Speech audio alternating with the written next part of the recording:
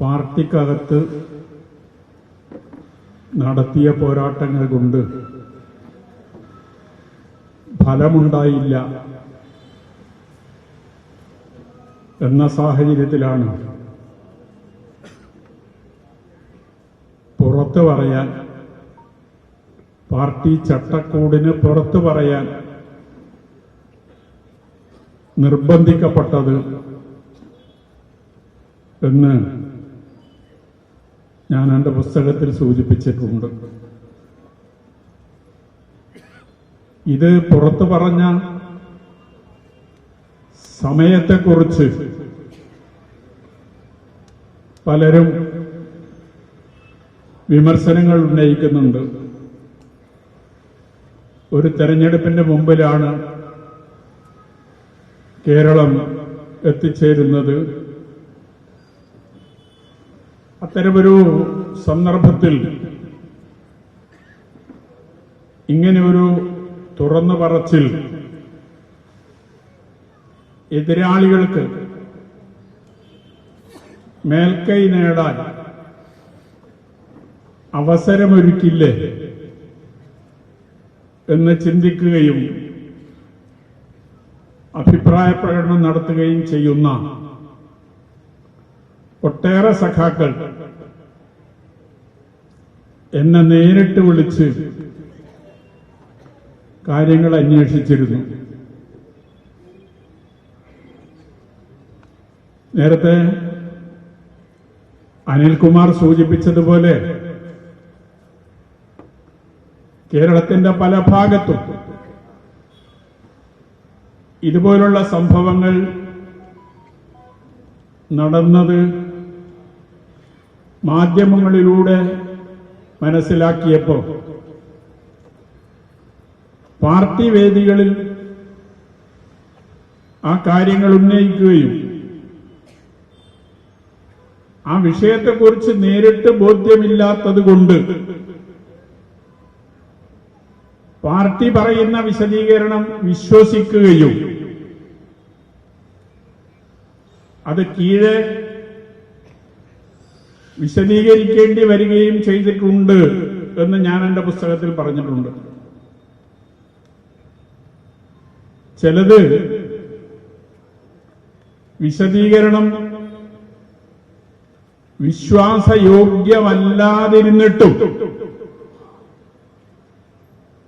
അതിനെതിരെ പരസ്യമായി പ്രതികരിക്കാൻ സാധിക്കാത്ത അവസ്ഥയുമുണ്ടായിട്ടുണ്ട്. ഇപ്പൊ CKPയുടെ വിഷയം നമ്മുടെ തൊട്ടടുത്ത പഞ്ചായത്താണല്ലോ, കുഞ്ഞിമംഗലം പഞ്ചായത്ത്.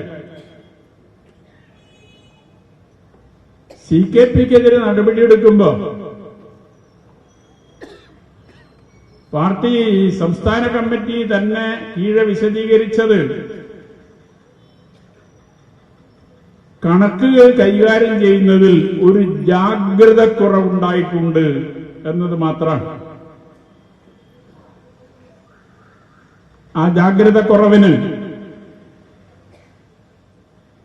ഇത്രയും വലിയ ശിക്ഷ വേണമായിരുന്നോ എന്ന കാര്യം ഞാൻ മാത്രമല്ല, ഈ പാർട്ടിക്കകത്ത് ഒട്ടനവധി സഖാക്കൾ ആ ചോദ്യമുന്നയിച്ചതാണ്. പക്ഷെ അതിനൊന്നും ഒരു തൃപ്തികരമായ, ജനങ്ങളെ വിശ്വസിപ്പിക്കാൻ സാധിക്കുന്ന ഒരു മറുപടി ലഭിച്ചില്ല എന്നത് മറ്റൊരു കാര്യം. മാത്രമല്ല, CKP തന്നെ ആ നടപടി ഏതാണ്ട് അംഗീകരിക്കുന്ന രീതിയിൽ, ഉള്ളിൽ അതിനോട് എതിർപ്പുണ്ടെങ്കിലും പരസ്യമായി പ്രകടിപ്പിക്കാതെ അത് അംഗീകരിച്ച് മുന്നോട്ട് പോകുന്ന ഒരു നിലപാടാണല്ലോ സ്വീകരിച്ചത്. അതുപോലുള്ള വിഷയങ്ങൾ വലിയ വിഭാഗം പാർട്ടി സഖാക്കൾക്കിടയിൽ വലിയ അസംതൃപ്തി ഉണ്ടാക്കിയിട്ടുണ്ട്. അത് വ്യത്യസ്ത കാരണങ്ങളാലാകാം. നേതൃത്വത്തിന്റെ നിലപാടുകളുണ്ടാകും, പ്രാദേശിക വിഷയങ്ങളുണ്ടാകും. പക്ഷെ കേരളത്തിലാകെ ഈ അസംതൃപ്തി വളർന്നു വരുന്നു എന്നത് എല്ലാവർക്കും ബോധ്യമുള്ളൊരു കാര്യമാണ്. പയ്യന്നൂരിലെ സംഘടനാ വിഷയവുമായി ബന്ധപ്പെട്ട് വളർന്നു വന്ന അസംതൃപ്തിയാണ് കാരയിൽ, ഈ പയ്യന്നൂർ നഗരസഭയിൽ, ഈ പയ്യന്നൂർ വില്ലേജിൽ, കാരാപ്രദേശത്ത് അവിടെ ബ്രാഞ്ച് സെക്രട്ടറി ആയിരുന്ന സഖാവ് സി വൈശാഖ് രാജിവെച്ച് മത്സരിക്കാനിടയാക്കിയതും വലിയ ഭൂരിപക്ഷത്തിന് അദ്ദേഹം തെരഞ്ഞെടുക്കപ്പെട്ടതും പാർട്ടിയും LDF-ഉം അവിടെ 3-ാം സ്ഥാനത്തേക്ക് പോയതും എന്നത് നമ്മുടെ മുമ്പിലുള്ള അനുഭവമാണ്. ഈ പാർട്ടി തകർന്നു കാണണം എന്ന് ആഗ്രഹിക്കുന്ന ഒരാളല്ല ഞാൻ.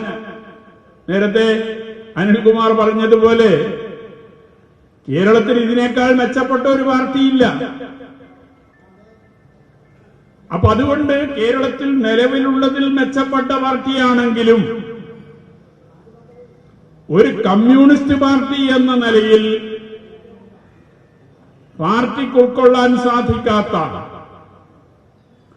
പാർട്ടിക്കകത്ത് സംഭവിക്കാൻ പാടില്ലാത്ത